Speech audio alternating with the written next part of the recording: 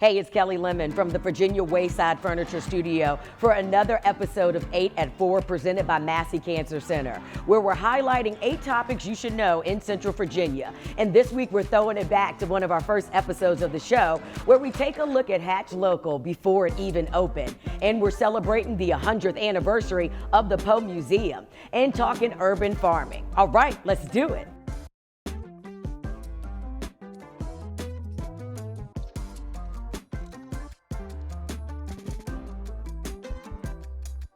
Y'all know Richmond loves a dining scene, but how about a food hall? Before it opened in April, we got in and had a sneak peek at Hatch Local, Richmond's first food hall. I'm Joya Carlton. I work at Lynx Ventures, and we are at Hatch Local. So Hatch Local is a food hall, but it's actually so much more. I think of it as a restaurant incubator. So we have different groups of people with different varying degrees of experience in the restaurant industry. And here they're working together really collaboratively to create a new kind of dining experience for Richmond, where people can come and eat and drink inside, outside, have meetings, have parties, any reason that you would go out. My name is Annie Holland. I am the general manager here at Hatch Local. How cool is it that you can come in and you can get Cambodian food, you can get tacos, you can get a fried chicken sandwich, some mac and cheese, and a giant sub, and sit all together as a community. The opportunities really are endless, and I think it's gonna shift the game for like the Richmond food scene. So all of the restaurants that are going to be here. First of all, we have Beatbox, that's juices, smoothies, wraps, salads. We also have a coffee bar featuring Afterglow Coffee and Roots Tea Company. We have Sincero Tacos, Royal Pig Cambodian food. Our restaurant in residence this year is Lee Gregory, who everybody in Richmond loves and knows from Alewife and Southbound. We have Fat Kids sandwiches, and then 2 concepts from power couple extraordinaire Mike Lindsay and Kim Love Lindsay. They'll be doing a buttermilk and honey, as well as a new concept called Bully Burger. Hey, this is Chef Mike Lindsay. The main thing I'm excited about is being a part of the first food hall in Richmond. Everybody who's in this space has worked at dope restaurants. We have James Beard nominated chefs here. Yeah, we're calling it a food hall, but there's some culinary geniuses that are here. I'm Leonda Jagets, owner of The Sweetest Thing. My cookies, in particular my banana pudding cookies, will be at Bully Burger and Buttermilk and Honey and offered throughout the food hall. It's been so inspiring to get to know the people who are joining us as locals in the food hall, and I think we have a unique opportunity to draw together people that are fans of these individual projects into a common space. Around the time Hatch Local was opening, the Richmond Black restaurant experience was wrapping. Before it did, though, we got to Art for the Soul with Studio 23. Hey, I'm Ashley Hawkins. I'm the executive director here at Studio 23, and we're here for the last night of Richmond Black Restaurant Experience for Art for the Soul. Well, you hear the music, so we've got live music, we've got live printing, we've got a sip and paint event going on, we've got food from Teeny Bees, we've got a bar, and then we've got a vendor market with all local Black artists and all of their amazing work. So this is our second Art for the Soul. The first one was sort of the onset of COVID. The week before the world shut down in March of 2020. And Kelli Lemon is on our board, and we were like, let's do this dope event where it's highlighting Richmond's Black artists and screen printing and art making live, so folks can understand what this space is, how they can use it, how they can make their own work, how they could be a member, how they can be an artist here. And then, obviously the world shut down, and now 2 years later, we think we're kind of hopefully through it. And we're back in it, we're making amazing things again. And it's kind of the same, it's bigger, it's better. Everybody's excited to celebrate. It's been a really incredible evening, and we're all really happy to be here. It's I can't really describe the feeling of this is our first big event back together, celebrating in community. It feels really good. Next, we hit up Shockoe Bottom to visit with my friend Ashley Williams and get some wellness vibes from the Well Collective. I am Ashley Williams, the daughter of Wanda Bennett Williams and Franklin Roosevelt Williams Jr. And I am a resident of Richmond City, and I am the owner of the Well Collective and Bare Soul Yoga and Wellness. I am a yoga therapist and a mindfulness educator, and most of my work centers around creating spaces that center wellness. In this specific space, we introduce self-care practices that encourage wellness from the physical body all the way to the spiritual body. We offer individual and group classes from yoga, meditation. We also offer movement as well as other contemplative practices and discussion. Throughout the entire space, you'll find an apothecary that offers different spiritual tools. You'll find different things that you can take home from health and wellness.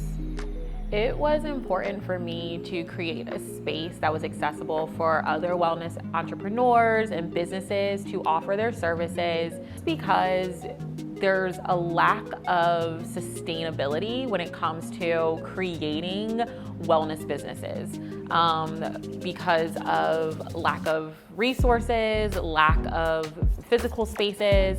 I experienced that myself, and I felt it was important to, in efforts for us to center wellness, that we actually created spaces for wellness entrepreneurs to show up.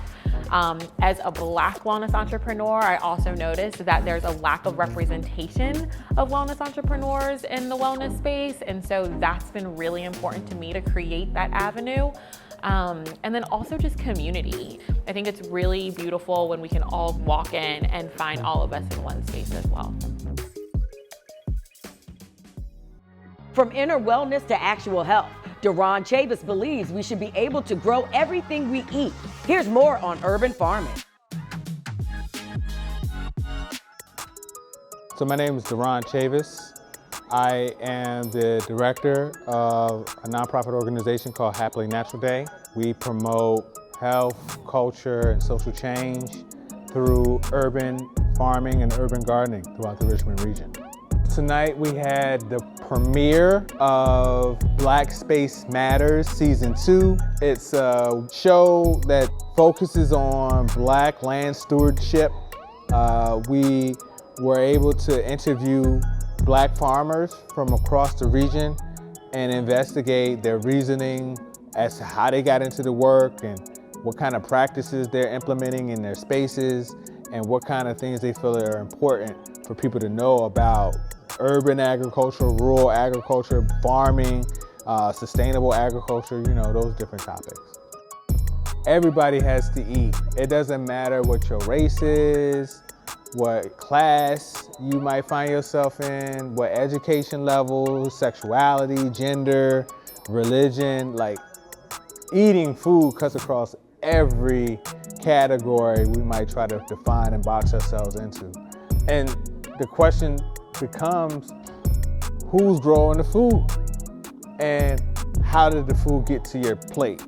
So, you know, for everybody, this is a super important topic. Everybody doesn't have to be a farmer, but everybody needs healthy, nutritious, nutrient-dense, fresh produce. You shouldn't have to be in a neighborhood that doesn't have access to healthy food. So this is a way for us to tap in and, you know, be self-determining and decide for ourselves what kind of foods we're gonna have in our community. If y'all ever got to the Diamond while the Richmond Braves were in town or just went through Shockoe Bottom, you saw Connecticut. But where did he go? This is Connecticut. Many of us remember Connecticut living inside the Diamond in the days of the Richmond Braves. He was a familiar face on the boulevard. But after the Richmond Braves transitioned out of town, the Flying Squirrels came in to set up shop, and Connecticut no longer fit the brand. After a little consideration, he was then found a new home with a beautiful riverfront view. This new home was the Lucky Strike building in Shockoe Bottom. Connecticut was highly visible from the top of Libby Hill, and many morning joggers greeted him during their daily workouts. In the last few years, Connecticut has gone missing. His sculptor, Paul de Pascal, has stated that being exposed to the elements was a little too harsh on Connecticut, and he has since been moved to an undisclosed location. Hopefully, we'll get to see Connecticut again soon. I miss the guy. This spring, the Poe Museum celebrated their 100th anniversary. We took a trip to the museum to learn more about Poe as a person. We're at the world's finest collection of Poe things, the Edgar Allan Poe Museum in historic Richmond, Virginia. Now I'll show you right this way. So this is the heart and soul of the museum. This garden was landscaped a century ago in 1922, and the whole complex consists of 4 buildings in all. This is the first one, the old stone house, the oldest house still standing in Richmond. Poe was a Richmonder. He grew up here, he got his start in journalism here, he got married here, he first fell in love here. So this is the city that he knew best and helped shape who he became. He always sort of felt like he was on the outside when he was growing up.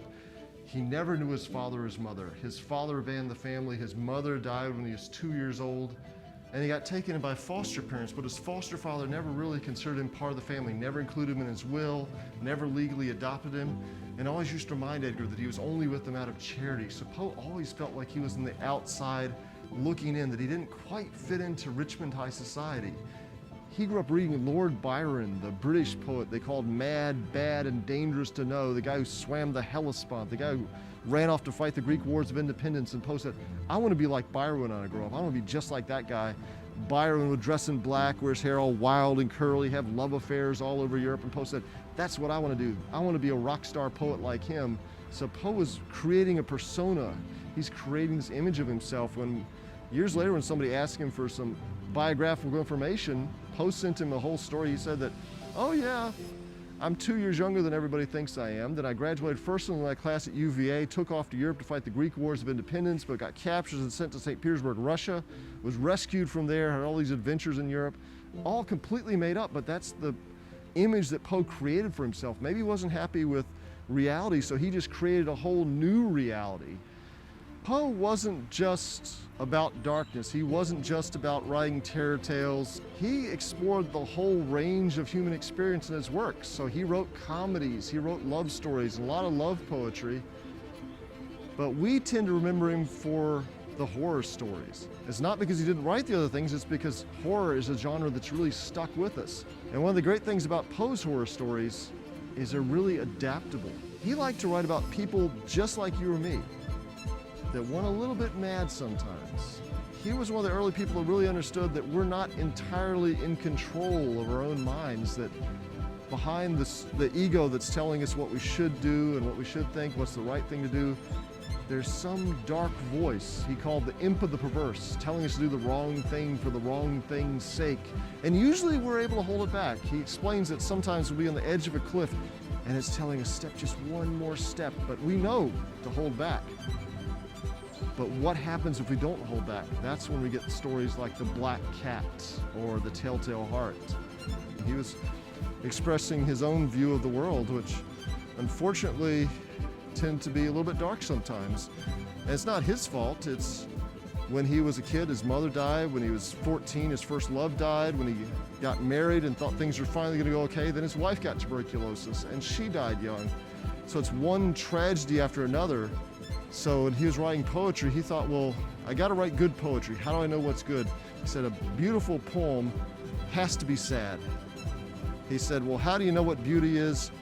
Beauty, you can't measure it, you can't define it, but beauty is that which stirs the sensitive soul to tears. You know beauty by the way it makes you feel. When he thought back to all those women he loved and lost, he connected beauty and death, love and death all at once. That's why he wrote so many poems about dying women like Lenore, Annabel Lee, the Raven. And here's our little bust of Poe. People have been giving him flowers and kisses on the cheek. We don't know why they want to kiss him. It doesn't seem like the most sanitary thing to do during COVID. People, they feel connected with him. He lives on through his works. He's still here with us. Poetry continues, short stories, but more importantly, imagination continues. The museum really is an idea. It's an idea that the written word, that imagination matter. Sports betting is on the rise in Virginia and across the country. We caught up with our very own Mike Savetich to hear more about Front Page Bets and how it can help us get educated when it's time to make a wager. Hey everyone, welcome to Front Page Bets. What is Front Page Bets, you ask? Well, it's our sports betting vertical that covers the industry that is one of the fastest growing in the world. Everything from sports betting to the business that surrounds it, original content produced by Front Page Bets to give our readers and sports bettors, from the novice to the expert, on what they can do when they're looking at a game to bet it. So our goal here is threefold: to educate, inform, and entertain. Educating on what's legal, what's not legal. It's legal in 30 different states in America in one form or fashion, from online to sports books, brick and mortar. You can do it in 30 different states, legalized in Virginia as well 2 years ago. So you can have the education of where you can bet, how you can bet, what is betting, from like the novice, from kind of sports betting 101. But we're also going to inform you. So if you wanted to place a bet on a game, our job is to give you all the details, to give you all the information you need to know about a team, a player, a matchup. Just like sports writers have been doing for decades and decades, how can you educate and inform yourself to make the best bet that you can make? Also, we want to entertain. We're going to have so much fun here at Front Page Bets, so we hope to see you around. Keep it here. The horse racing season at Colonial Downs is coming to a close, which means the new ownership from Churchill Downs will take over soon. RTD Sports editor Michael Phillips has more on what that means. Colonial Downs is the only horse racing track in Virginia that races thoroughbred horses, and so their purchase was obviously big news. Churchill Downs in Kentucky, of course, is one of the most famous horse racing venues in America. They do the Kentucky Derby, all that, so they bring a lot of expertise. One of their executives, Bill Karstagen, came to the Virginia legislature a couple weeks ago to introduce himself, and I spoke with him at the Jefferson Hotel during that media tour, asked him about his plans for the track and what Churchill Downs plan to bring to the table. They see a lot of potential in the Virginia market. So Virginia shut down horse racing a few years ago when it didn't work out financially for the previous owners at Colonial Downs, and now has brought it back thanks to the revenues from the Rosie's gaming parlors, the slot machine style games that are in place around the state. They're going to have 10 of those locations soon. Those monies drive the horse racing side of the operation. So the more money Rosie's makes, the more money there is to pump into horse racing, and that's by law. They have to use the money to stage horse races, and so the Churchill Downs folks are sitting on a big pile of money to conduct big horse races with. They obviously have ins with the biggest trainers in the world who aspire to the Kentucky Derby.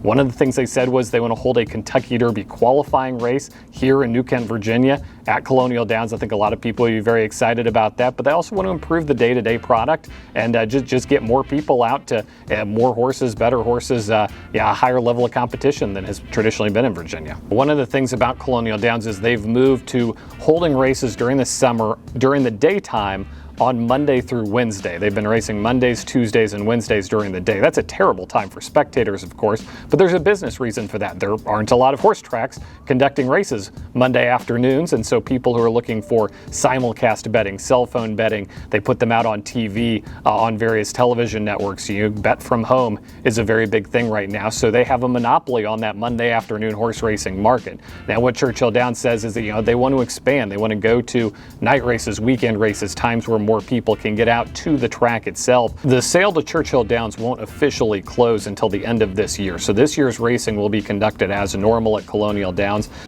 All right, that's it for another episode of 8 at 4 presented by Massey Cancer Center, where they invite you to imagine a future without cancer. I'm Kelli Lemon, and I'll talk to you next time.